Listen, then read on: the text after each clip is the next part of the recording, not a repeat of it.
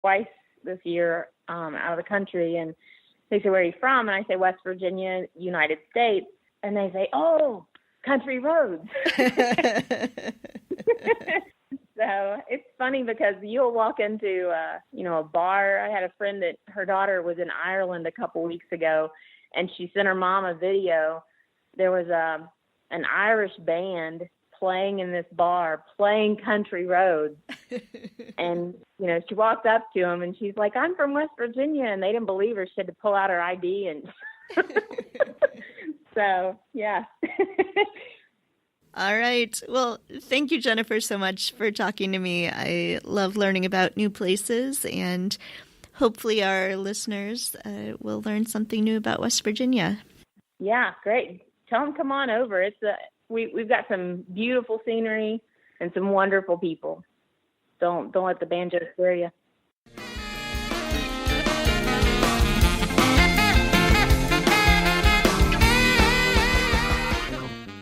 Tonight we have with us Kendra Fershee, who is running for U.S. Congress from the 1st Congressional District of West Virginia. Hi, Kendra. Hi. Thanks for joining us. I'm glad to be here. Great. So could you start by telling us a little bit about your background and why you decided to run for Congress? Sure. Well, I am, as I like to say, by day I am a law professor, and by night I am a congressional candidate, and on weekends and everywhere in between. So I teach family law and other courses at West Virginia University College of Law, and my husband and I are actually both on the faculty at the law school, and very happily transplanted to West Virginia from, North Dakota, where we actually taught before moving here. And we, moved our family here and are very glad to be in West Virginia. But as soon as we came to West Virginia, the first time I came across the state line, I was struck by the reality of West Virginia, which is it's an incredible state. And I think a lot of people have sort of a bad sense of West Virginia. We have a bad reputation. So when I saw this beautiful place and visited law school, and I knew this is where we wanted to be and where we wanted to raise our kids. So we moved here. Our lives were going along well, and the kids are, in school, public schools. They love their teachers. Everything is good in Morgantown. But after the 2016 election, in the presidential, I got on Facebook and I posted, actually the next morning I said, we need more women running for office because we have to change politics. We need more people in the pipeline. We need, new, fresh faces. And I tagged all these women that I know who I think are really smart and who would be great, running for any number of offices throughout, their communities. And they kept responding to me and saying, "What a great idea. You should run." And I was like, for smart people, you are not reading very well. I was talking about you. But, it planted a seed. And so I was thinking about it and talking to friends and family and people here, throughout the community, obviously, and getting a lot of encouragement from people to consider running for Congress against our incumbent congressman. And so I talked to my husband about it, over and over again. He's a very delightful, patient human being because he listened to me sort of mull over whether I should do this. And, I was worried, is it a good fit for our family, for our lives? I work full time. I can't quit my job. And finally he stopped me and at one point he said, "All right, hang on. Do you mean to tell me you think it's a bad idea for our children to see their mother run for Congress?" And that was a moment, that was sort of a record scratch moment for me because I had been thinking it was a bad thing for our family for me to consider doing something that was, is such a big thing. And that's when I realized I needed to be thinking about it differently and what good I could be doing by running and how it might be a good example for my children and for other kids in West Virginia to see me do, something that's not easy but is necessary. We need, public servants. We need people who work full time. We need people who have kids in public schools and who stand with the teachers and all of these things. So I decided to go for it. Great. I love that. And I really love that idea of showing your kids, that you're not going to back down from a fight. Yep. Can you talk a little bit about the 1st District of West Virginia? I did some reading on it, and, it's this super Republican district right now, R plus 19 or something. But it hasn't been that long since there was a Democrat in office. So can you talk a little bit about sort of what you're seeing there, what the district is like? It's north central West Virginia.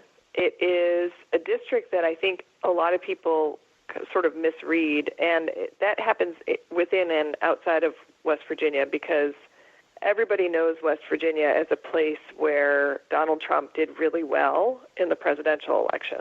So we have this, it's like now considered a deep red Republican state. But even 8 years ago in 2010, it was a very blue state forever. I mean, for centuries, literally, it was that Democratic politics were the standard in West Virginia. And in fact, even still, we have 25,000 more registered Democrats in the West Virginia 1st District than we have Republicans. So it's not actually so much a Republican district or a Republican state as much as it's a state that's really tired of status quo politics. And there was this sense of, we're done with, and Democrats were in control for years, and I am a Democrat, but I see the flaws of what was happening in particularly our state government, where people were really struggling and felt like we're not getting anything done that we want. We need to change. And so this, I think, the change in 2010 in Congress from Democrat to Republican and the state legislature switching over to is not so much necessarily people being drawn to being Republicans in West Virginia. It's people rejecting what they saw as the status quo.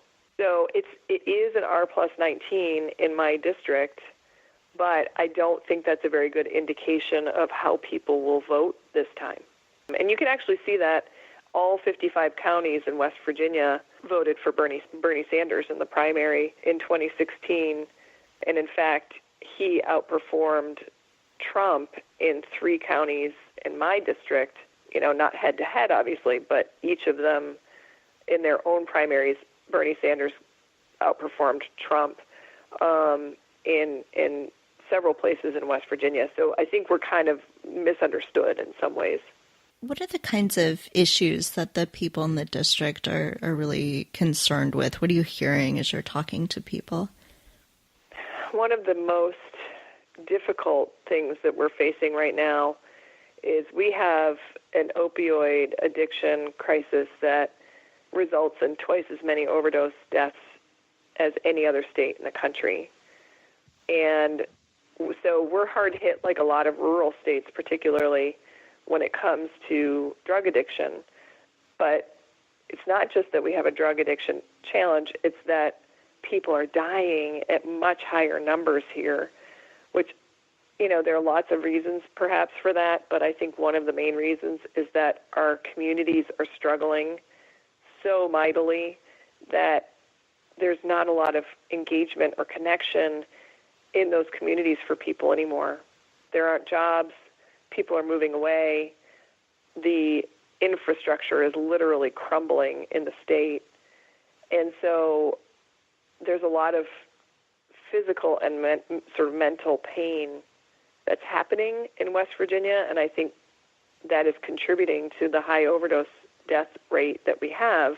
But it's a bigger problem, actually. I mean, it's a problem that's manifesting in this drug addiction crisis, but I think it's a longer-term problem that our communities are just really struggling right now.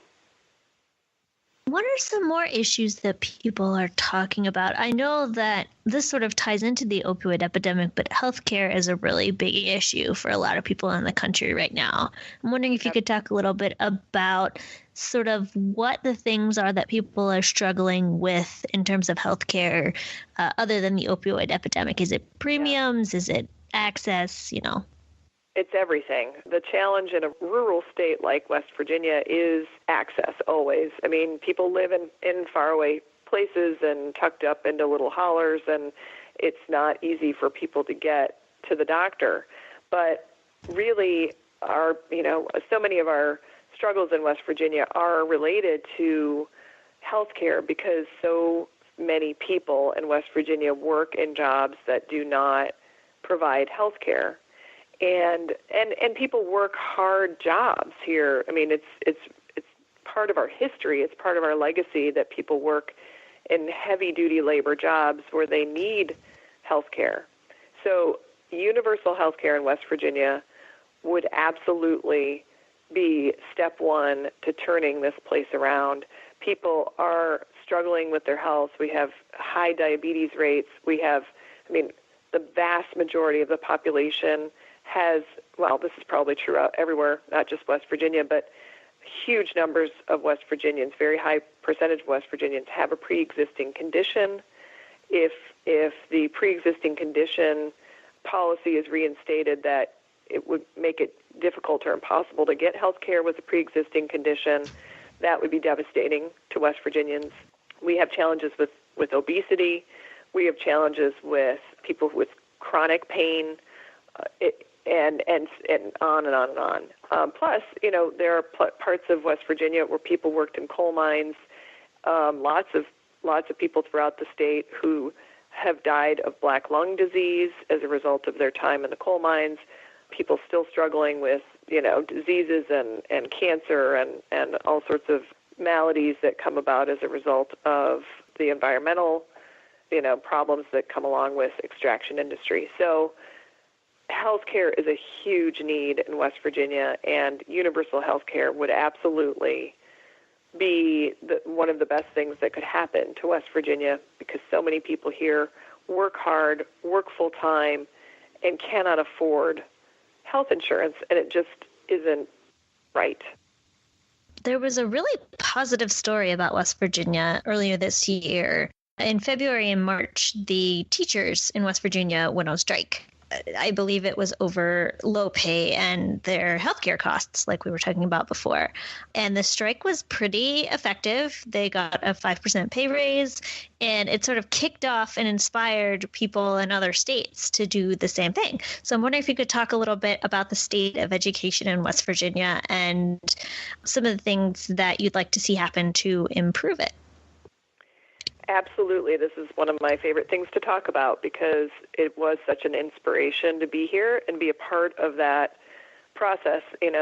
I stood on the picket lines every day that I could before I went to work. My kids were out there with me and with their teachers. It was so inspiring to be a part of something that was just this visceral reaction to what really was this building of sort of frustration as a result of how the legislature, particularly Republicans in the legislature, were treating our teachers. There was this disdain for them and what they were asking for, which was very, very modest. So the teachers just kind of got back to their roots, their West Virginia roots, and said, we're not going to do this anymore. We have to stand up for ourselves. And it was really inspiring, and it resulted in the 5% pay raise. But there's still an issue with the health care, so we may see another strike if the health care is not resolved. But what's happening in schools in West Virginia is, well, it's not even so much the issue in the schools. The legislature does not support the schools at the level that they need in order to address the incredible need that they encounter. So we have under-resourced schools and overburdened teachers, nurses, administrators who are trying to help kids deal with the drug addiction crisis, poverty, healthcare problems. There are so many issues for these kids. And they go to school, and that's where they get so many of the things they need. Our public schools in West Virginia are the hub of every community and, in fact, are the largest employer in many counties in West Virginia. So that was just absolutely necessary, that work stoppage, because for those teachers